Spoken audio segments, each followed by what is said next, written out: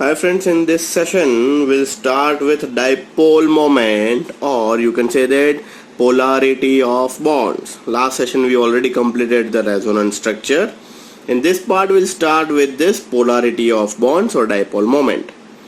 अब polarity का मतलब क्या होता है? जनरली हम देखते हैं एक्सेप्ट होमो स्पीशीज, सारे के सारे जो स्पीशीज होते हैं वो जनरली पोलर स्पीशीज होते हैं. अब पोलर एंड नॉन पोलर का सबसे पहले डिफरेंस चेक कर लेते हैं. What actually means by polar?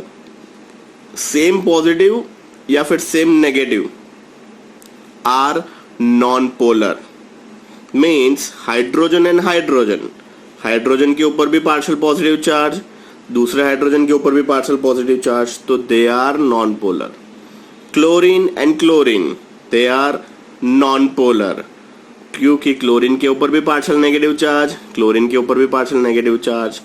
तो कौन से स्पीशीज को पोलर बोलेंगे? The species which has positive as well as negative both the charge are entitled as polar component. So let's start. When a covalent bond is formed, when a covalent bond is formed between two similar atoms, the shared pair electron is equally attracted by these two atoms. So the electron pair is exactly between the two nuclei. The bond formed is called non-polar covalent compound. तो ये जो bond बनेगा उसको हम क्या बोलेंगे? Non-polar covalent compound. So basically ये क्यों non-polar हो गया? क्योंकि यहाँ पे फोकस कीजिए two similar atom. Two similar atom means either hydrogen and hydrogen, और either chlorine chlorine, either nitrogen nitrogen, और आइदर ऑक्सीजन ऑक्सीजन. दो सिमिलर एटम है तो एक के ऊपर जो चार्ज होगा वही चार्ज दूसरे के ऊपर होने वाला है. एग्जाम्पल हाइड्रोजन हाइड्रोजन, हाइड्रोजन के ऊपर भी पार्शियल पॉजिटिव, दूसरे हाइड्रोजन पे भी पार्शियल पॉजिटिव. दूसरा एग्जाम्पल हमने डिस्कस किया Cl chlorine chlorine, one chlorine also in negative charge, another chlorine also negative charge, so they are all entitled as a non-polar covalent compound. अब उल्टा, but when two covalent bond is formed between two dissimilar atoms, एक hydrogen तो दूसरा chlorine, एक hydrogen तो दूसरा fluorine, the shared electron pair are more attracted by one atom, so one atom gets slightly negatively charged and another gets the similar positively charged. Such molecule are called polar molecule. So ये हो गई आपकी दूसरी definition, that is called as polar molecule. polar molecule की definition फिर से एक बार discuss करते हैं क्योंकि ये इंपॉर्टेंट है. When the covalent bond is shared between two dissimilar atoms, the shared electron pair are more attracted by one atom. कौन से एटम की तरफ होगा वो हमें अभी नहीं पता है, वो डिस्कशन करते हैं आगे. So one atom get slightly negatively charge, that is delta negative से उसको डिफाइन किया जाता है. दूसरा having slightly positively charge, that is delta positive. Such are called as polar atom. अब जो डाइपोल मोमेंट है, डाइपोल मोमेंट क्या है? तो dipole moment is mu. Mu is nothing but Q into R. So Q क्या है? तो that is called charge. That is positive charge होता तो हम लिखेंगे Q प्लस, क्योंकि पॉजिटिव चार्ज है. जो अगर नेगेटिव चार्ज हुआ तो हम लिखेंगे Q minus, just because negative charge है. So dipole moment mu is equal to Q into R. R क्या है? Distance between two atom. मान लीजिए ये हाइड्रोजन है, मान लीजिए ये फ्लोरीन है. So the distance between hydrogen to fluorine are known as R. Distance between two center charge. So hydrogen is partially positive, so that's why that is partially positive charge over here. This is partially negative, so that's why it's a partially negative charge over here. So mu को बोला जाता है dipole moment. Dipole moment mu is equal to Q into R. So let's start with the definition of dipole moment. पर देखिए ये मैं कुछ example बता रहा हूँ. Dipole moment is always denoted by this arrow end with the cross. This is cross ended arrow. यहाँ पे जहाँ पे आप प्लस करोगे और क्रॉस करोगे वो होगा पार्शियली पॉजिटिव साइड वाला पार्ट, एंड जो एरो एंड होता है, एरो का साइन है, वो होगा पार्शियली नेगेटिव स्पीशीज के ऊपर. देखिए कुछ एग्जांपल भी नीचे मैंने ड्रॉ किए. HCl, आप सभी को पता है hydrogen is partially positive, chlorine is partially negative. तो ऊपर एरो देखिए, हाइड्रोजन के ऊपर प्लस आ रहा है and arrow and with chlorine. Next is HF. Fluorine is highest electronegative species to the full periodic table. So that's why ये partially positive, ये partially negative, तो plus delta, minus delta and HF. So let's start the definition of dipole moment. So the polarity of a molecule is expressed in term of dipole moment. It is defined as the product of the magnitude of the charge at one end, that is denoted by Q, and the distance between the charge, that is R. Mathematically, mu is equal to Q into R. The unit of dipole moment is Coulomb meter, that is cm, but it is usually expressed in unit dBi, that is capital D. 1 dBi is equal to 3.336 into 10 to the power minus 30 cm, that is Coulomb meter. Once again ये पूरा का पूरा discussion करते हैं. The polarity of a molecule is expressed by dipole moment. किसी भी species ज्यादा polar है, कम पोलर है, वो किससे पता चलेगा? डाइपोल मोमेंट से. सो सर डाइपोल मोमेंट क्या है? It is defined as the product of magnitude of charge at one end, that is called Q, and the distance between the charges, that is called R. Mathematically mu is equal to Q into R. So mathematically dipole moment क्या है? Q into R. Q का unit है coulomb, R का unit है metre, तो वो बन जाएगा coulomb metre. The unit of dipole moment is Coulomb metre, that is called cm, but it is usually expressed in term of unit dBi, that is capital D.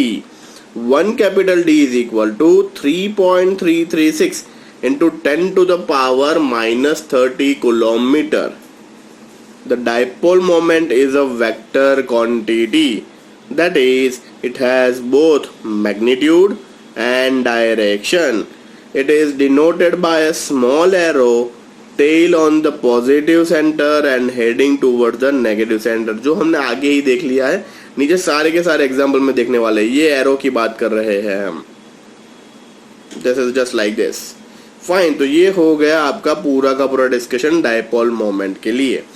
अब बहुत सारे case study इसके अंदर करने हैं. केस स्टडी का मतलब आपको क्वेश्चन ऐसे पूछे जाएंगे, this molecule is dipole moment 0, इसका डाइपोल मोमेंट ज्यादा है, इसका डाइपोल मोमेंट इससे क्यों कम है, या फिर दोनों के सेंटर का एलिमेंट सेम है फिर भी इसका डाइपोल मोमेंट ज्यादा है, इसका कम है, और बहुत सारे क्वेश्चंस मिलेंगे. सो एक एक करते केस स्टडी स्टार्ट करते हैं और एक एक मॉलिक्यूल का डिस्कशन स्टार्ट करते हैं. In the case of polyatomic molecule, the dipole moment depend on the individual bond dipole and the spatial arrangement of the bonds. Here, the dipole moment of the molecule is the vector sum of this bond dipole of various bonds. So this is all about your polyatomic species. अब नीचे देखिए दो polyatomic species की बात की हुई है हमने, that is first we'll start with HCl. Obviously एक ही डायरेक्शन में होगा डाइपोल मोमेंट, उसका कुछ डिस्कशन नहीं करना है, बट दो मोस्ट इंपॉर्टेंट चीज CO2 and H2O. CO2 C double bond O, C double bond O.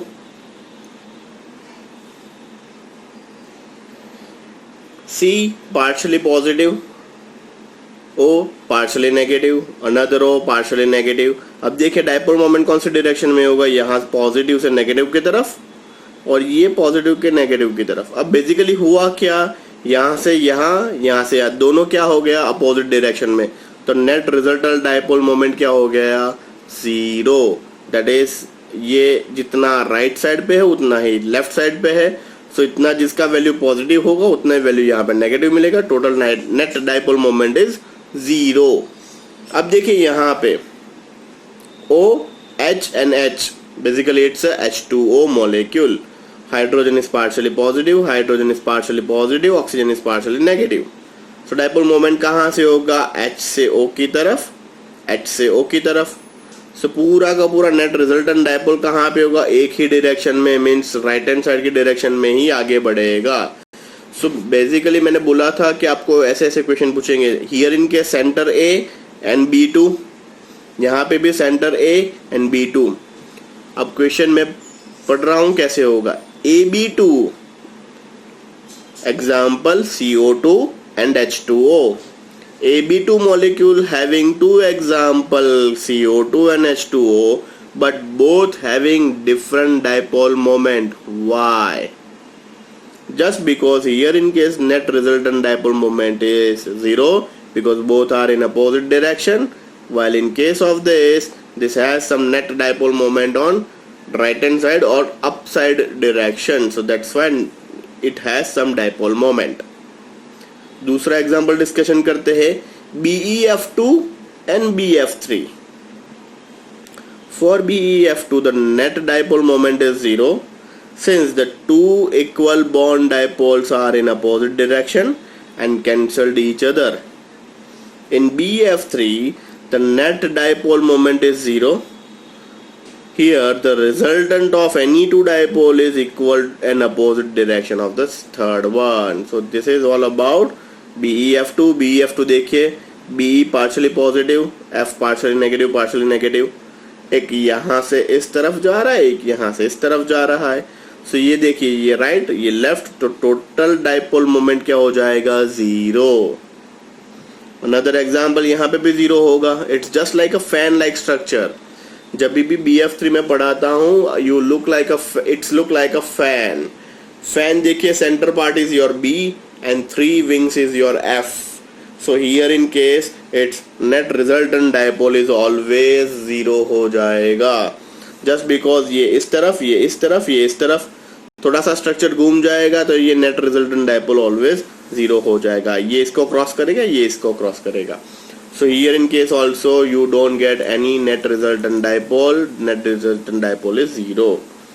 Now next we moved on to this most important example, that is entitled as NH3 and NH3। 110% आपके exam के paper में होगा, सभी स्कूलों का favourite, and final examination के अंदर भी ये पूछा जा सकता है 2 मार्क के लिए। स्ट्रक्चर ड्रॉ करना कंपलसरी है और मोस्ट इम्पॉर्टेंट उसके नीचे म्यू की वैल्यू लिखना भी ज़रूरी है। then you get full 2 out of 2 या maybe 3 out of 3। अब दोनों के सेंटर में क्या है, नाइट्रोजन। एक एटम है NH3, दूसरा एटम है NF3। अब सबसे पहले मैं आप लोगों को एक रिक्वेस्ट करूंगा कि आप लोग सिंपल एरो का पोजीशंस दिमाग में सोच के रखिए कहां पे होगा NH3 NF3।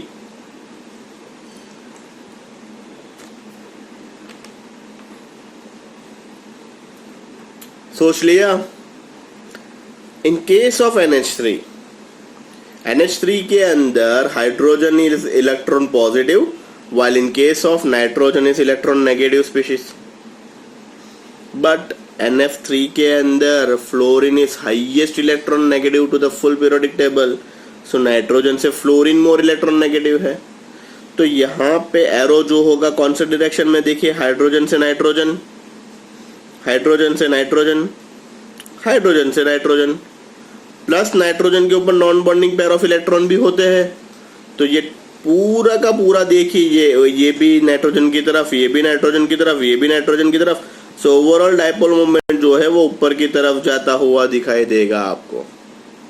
But in case of fluorine, fluorine is more electron negative to this nitrogen. तो नाइट्रोजन से फ्लोरीन, नाइट्रोजन से फ्लोरीन, नाइट्रोजन से फ्लोरीन। सो ये सारे के सारे नीचे की तरफ जा रहे हैं, but non bonding pair of electron ऊपर की तरफ जा रहा है। तो ये ऊपर वाला ये नीचे वाला कैंसिल हो जाएंगे, बट स्टिल दैट इज 2 जो है वो नीचे की तरफ ही है। सो इसीलिए ये डाइपोल मोमेंट नीचे की तरफ मिलेगा। अब डिफरेंस देखिए, यहाँ पे सारे के सारे एक ही डायरेक्शन में है। So you get dipole moment 1.47 D, but यहाँ पे non bonding pair of electron ऊपर और ये नीचे कैंसिल हो गए, इसीलिए डाइपोल मोमेंट देखिए थोड़ा सा कम हो गया है, दैट इज 0.23 D। अब क्वेश्चन आपको ऐसे भी पूछ सकते हैं, though fluorine is more electron negative, in case of NF3 dipole moment is less. Though hydrogen is more electropositive, dipole moment of NH3 is really very high. So let's start the discussion. Both ammonia and nitrogen fluoride are pyramidal in shape. दोनों का shape भी same है, देखिए दोनों के centre में nitrogen है। Even though fluorine is more electronegative than hydrogen, the dipole moment of NF3 is smaller than that of ammonia. This is because the case of ammonia, the orbital dipole due to this lone pair is in the same direction as the resultant dipole moment of 3NH bond.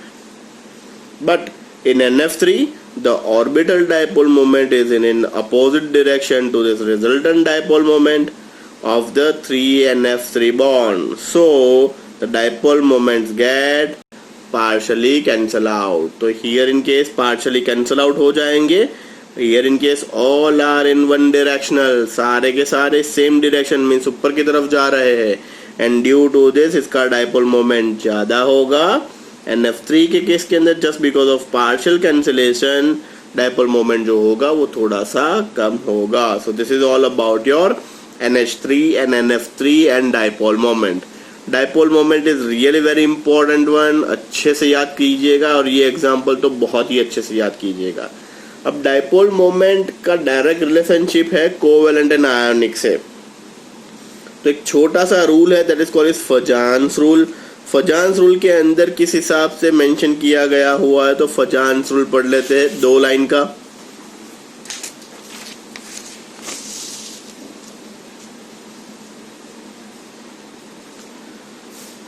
Covalent characteristics in ionic bond, और you can say that Fajans rule. The partial covalent character of ionic bond was explained by first time Fajan. Basically ionic bond है. Ionic bond का मतलब क्या होगा, the species who releases electron, the species who gain electron. But उसके अंदर कुछ covalent characteristics भी होते हैं, तो वो कैसे पता चलेगा, तो ये कुछ छोटा सा रूल है. The smaller the size of cation and the larger the size of anion. Smaller the size of cation and the larger the size of anion, the greater the covalent character of ionic bond. क्या है, greater the covalent of ionic bond. दूसरा, the greater the charges on cation, greater the covalent characteristics of ionic bond. So this is all about your covalent characteristics in ionic bond, or you can say that Fajans rule. So ये simple सा example है कि sir lithium is really very small in size, opposite to that chlorine is larger in the size. तो यहाँ पे clearly बताया smaller the size of cation, larger the size of anion, greater the covalent. कभी भी lithium अपना electron छोड़ेगा नहीं, तो ये जो बॉन्ड बनेगा वो कौन सा होगा, कोवेलेंट बॉन्ड होगा. This is the best example to discuss this Fajans rule. So this is all about from today's session. Thank you.